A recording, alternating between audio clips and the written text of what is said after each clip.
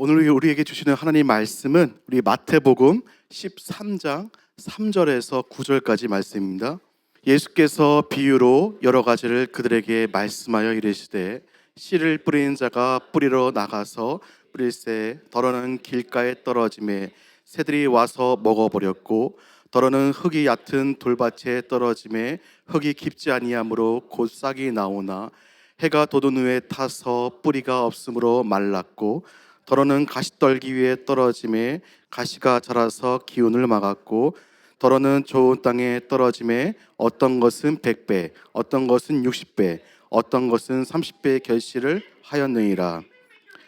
귀 있는 자는 들으라 하시니라. 아멘. 할렐루야. 오늘 수예배 나오신 말씀을 사모해서 나오신 여러분들 가운데 하나님의 도우심과 은혜가 가득하시길 간절히 소망합니다. 오늘 말씀 속에서 나의 신앙을 되돌아보는 그런 시간 되기를 소망합니다.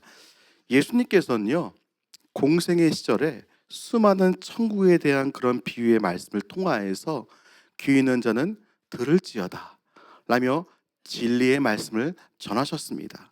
오늘 본문 말씀 마태복음 13장에도 천국에 관해서 잘 알려진 씨 뿌리는 자의 비유에 대한 진리의 말씀이 나옵니다.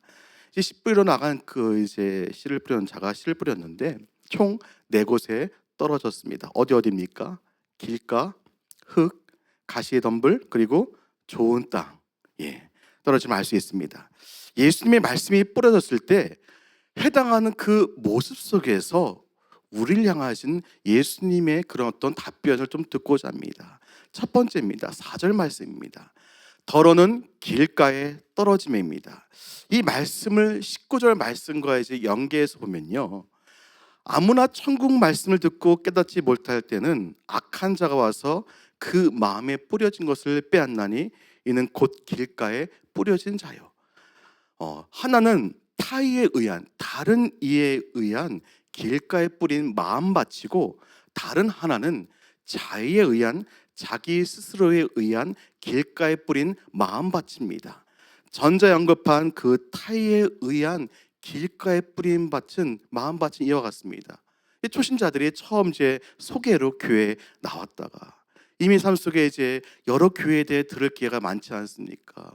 커뮤니티나 아이들 엄마 모임 등등, 어쨌든 소개로 교회를 나왔다가 교회에 대한 안 좋은 얘기를 듣던지, 교회 내에서 사람에게, 목회자들, 성도에게 상처를 받고 교회로부터 오랫동안 발걸음이 떠나는 것입니다.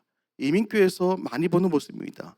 모태신앙도 아니고 타의에 의해서 한번 가봐 해서 처음 교회 왔는데 예배도 낯선데 교회에서 사랑을 못 느끼면은 교회를 나오라는 건지 말라는 것인지 고민이 될 것입니다.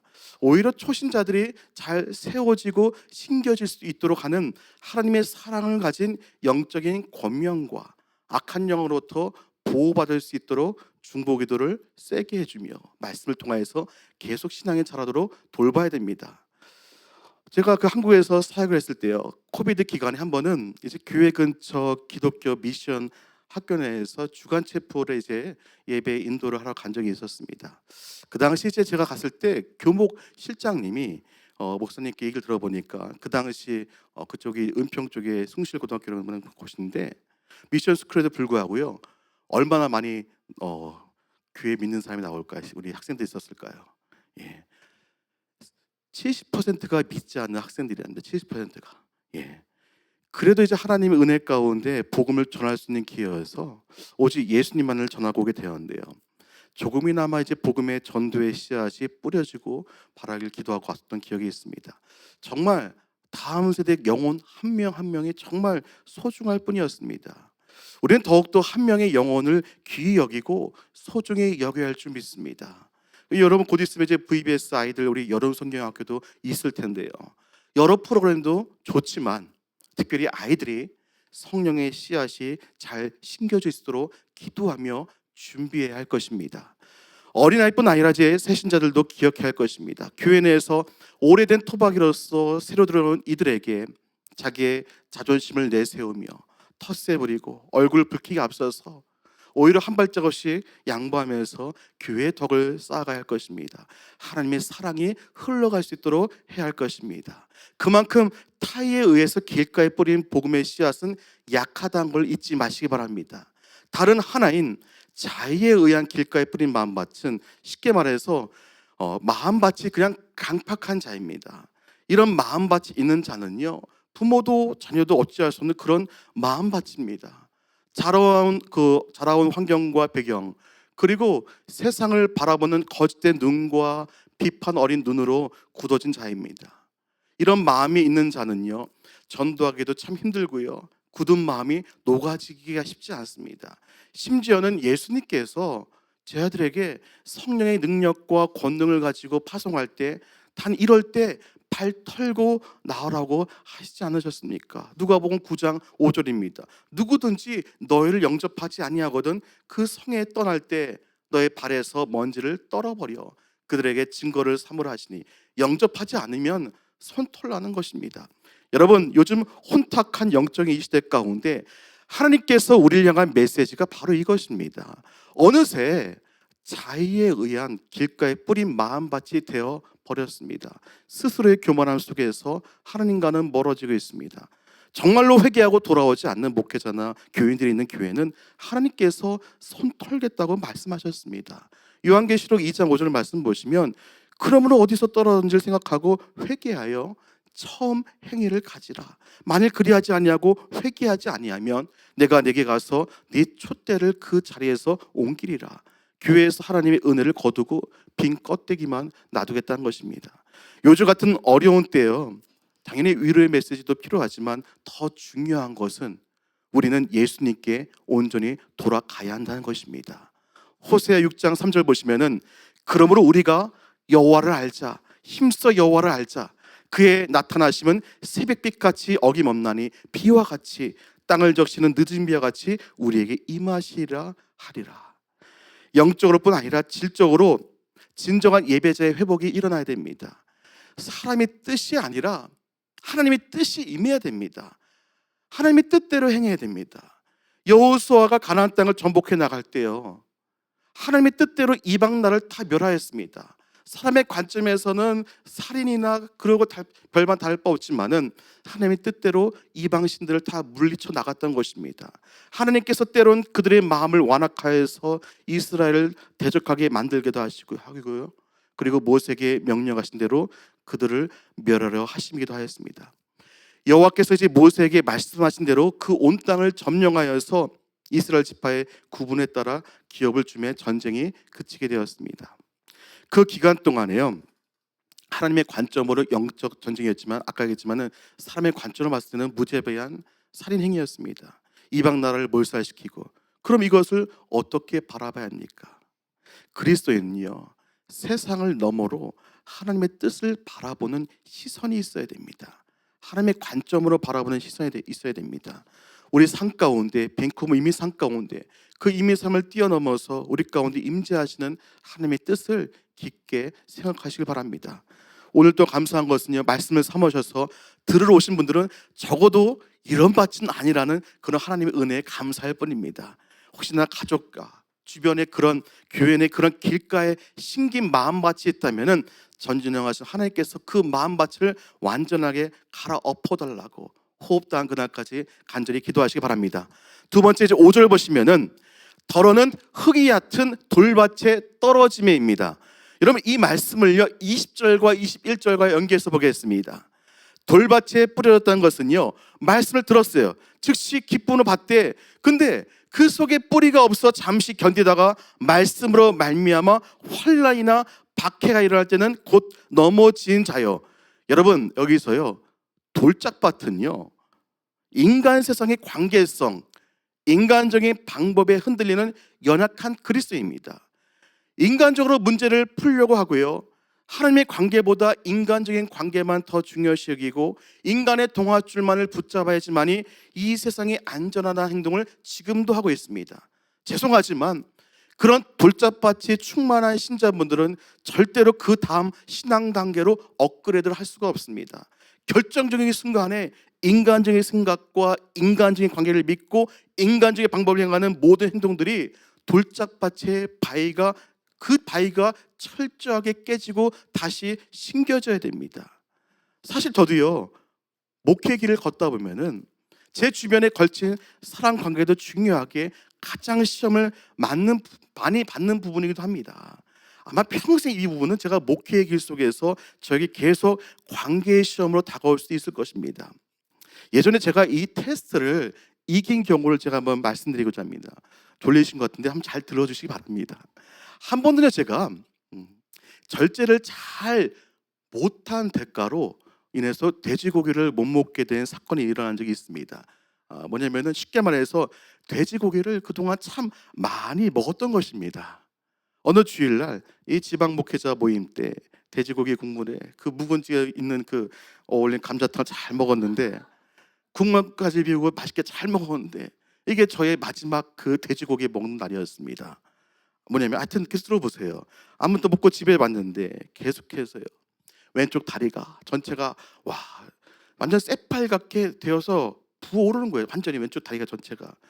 밤새 괴로워하다가 결국 월요일 아침에 일찍에 쩔뚝쩔뚝거리면서 택시 타고 이제 근처 피부과를 갔는데요, 이 피부과에서는요, 여기서 못 고친다고 더 큰 병원에 가야 되어서요, 그 지방 내 그 큰 대학병원에 가게 되었습니다. 사실 딱 봤을 때는 바로 큰 대학병원에 와야 했는데, 사실 제가 이 지방 큰 대학병원에서 이제 병원 목사 원목을 병행을 했어가지고, 이거 아픈 모습 가지고 오면 좀 그래서 좀 주저하다가 도저히 안 되니까 나 죽겠다고 이제 오게 된 것입니다. 그리고 이제 얘가 왔잖아요. 그러니까 병원장님과 이제 그 과장급 의사 선생님께 오자마자 딱 연락을 딱 했습니다. 병원 오자마자 딱 내려서 전화 딱 했습니다. 왜냐면 여기 대학병원에서 매주 의사 교수님들과 신우회 모임을 하다 보니까 신우회 나오시는 그 병원 내 병원장, 주요 과장급 신우회들 다 알게 되면서 인맥도 쌓게 돼서 바로 이렇게 연락을 하게 된 것입니다. 연락을 드리니까 당연히 이제 병원장님과 의사 선생님 신우회 멤버가 다 오셔가지고, 목사님 뭐 불편한 거 없으시냐고, 아무래도 병상에 보니까 좀 더 계셔야 할 것 같다면서 뭐 수간호사 붙여주고 간호사 붙여주고 잘 돌보시라 해서 이제 뭐 항생제 뭐 처방한 거 다 하고, 뭐 그 왼쪽 다리에다 기부스 쫙 해주고, 하여튼 나름 신경 써주고, 나름 그 순간은 VIP 대우를 좀 받았던 것 같습니다. 그런데 가장 중요한 것은요, 하나님께서는 제가 다리가 이제 부어오른 처음부터 병원에 입원하기를 원하지 않으셨습니다.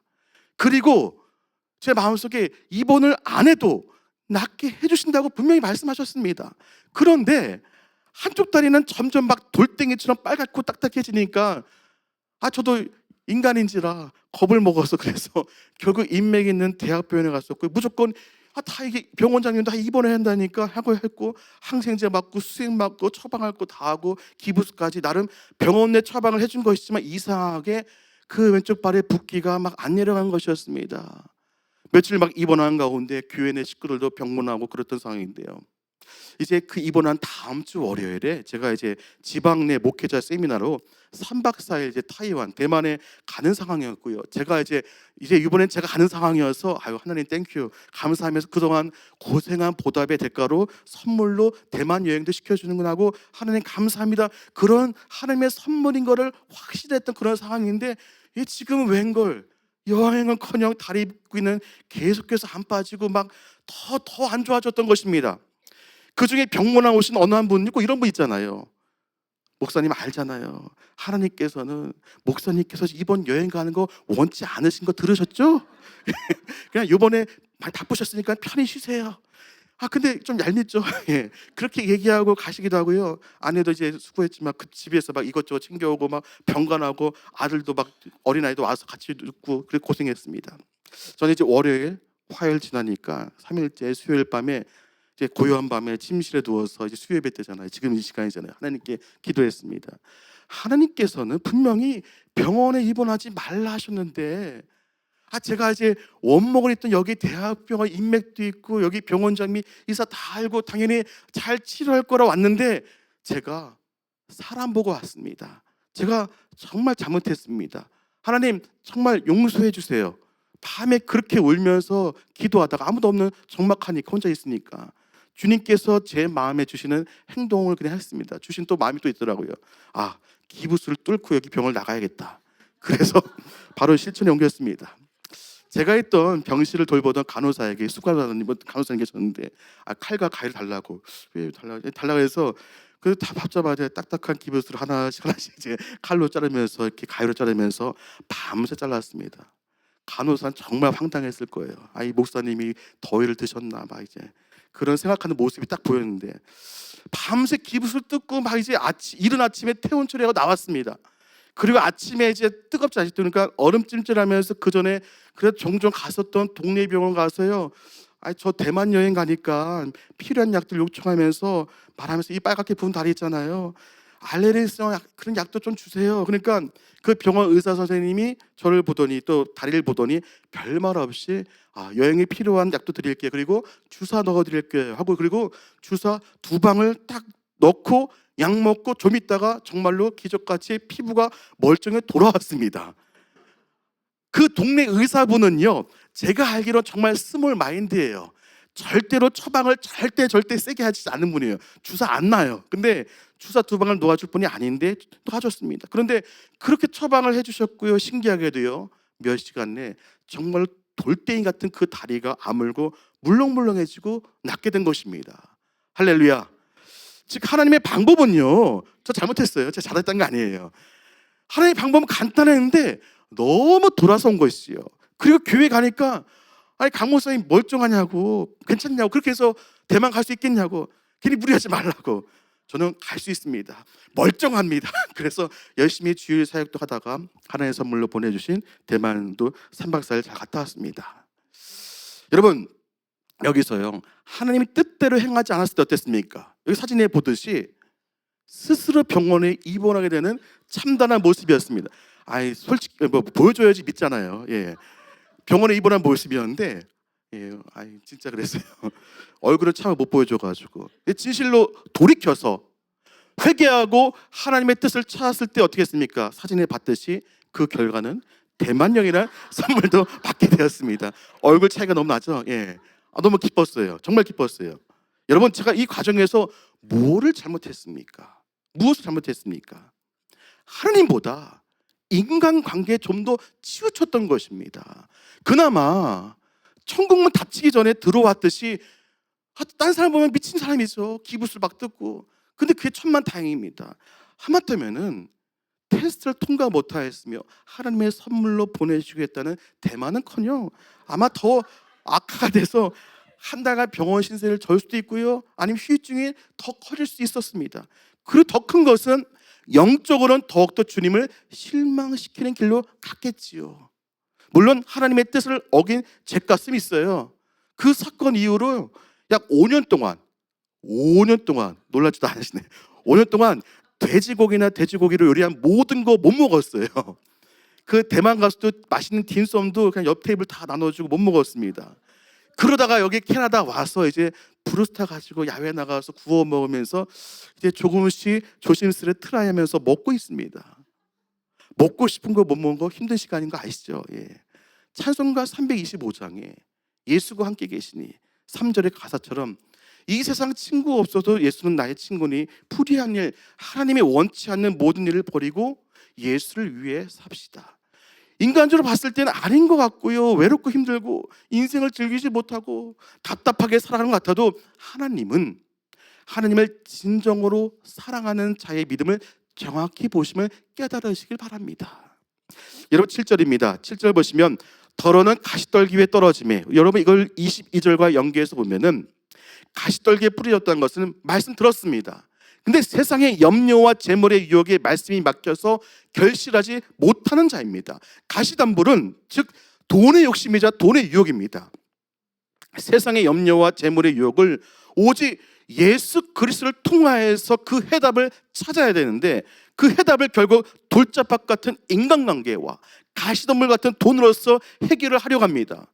안타깝게도 가시덤불에 뿌려진 진리의 씨앗은 결코 열매를 맺지 못합니다. 안타깝게도 가시덤불에 뿌려진 진리의 씨앗은 결코 열매를 맺지 못합니다. 믿기는 믿어요.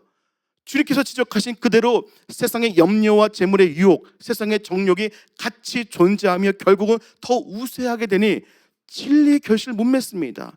야고보는 이런 이들을 두 마음을 품은 자들이라 했습니다.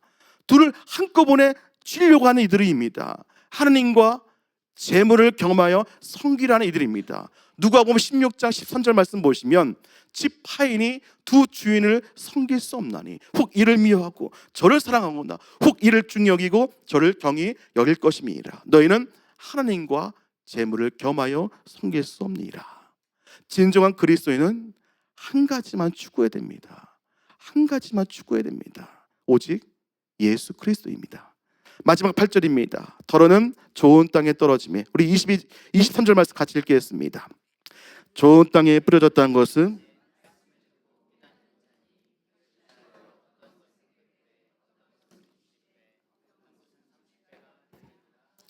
아멘. 그리스도인들 누구나가 입으로 고백하고 원하는 옥토밭이 있습니다. 바로 진리를 받아들이는 스펀지와 같은 마음밭입니다.